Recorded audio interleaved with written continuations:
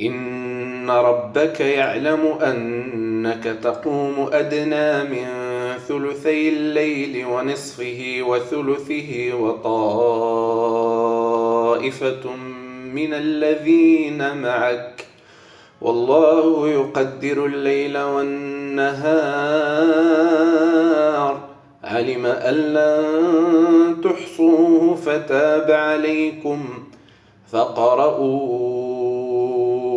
ما تيسر من القرآن علم أن سيكون منكم مرضى وآخرون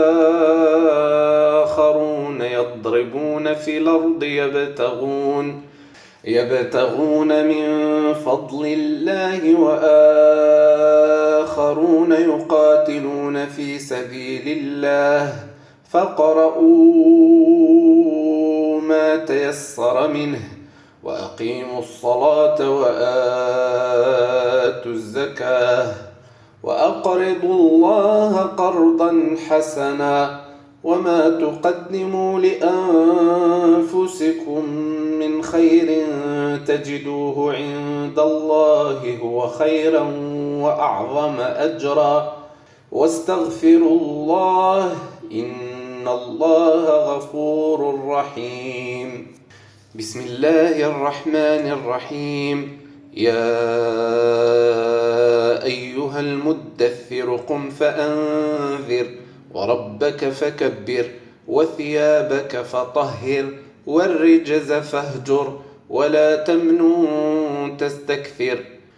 ولربك فاصبر فإذا نقر في الناقور فذلك يومئذ يوم عسير على الكافرين غير يسير ذرني ومن خلقت وحيدا وجعلت له مالا ممدودا وبنين شهودا ومهدت له تمهيدا ثم يطمع أن أزيد كلا إنه كان لآياتنا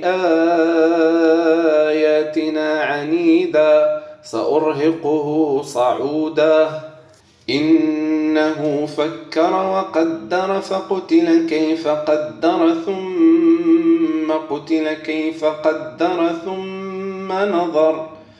ثم عبس وبصر ثم أدبر واستكبر فقال إن هذا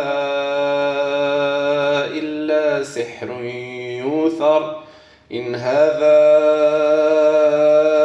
إلا قول البشر سأصليه سقر وما أدراك ما سقر لا تبقي ولا تذر لواحة للبشر عليها 19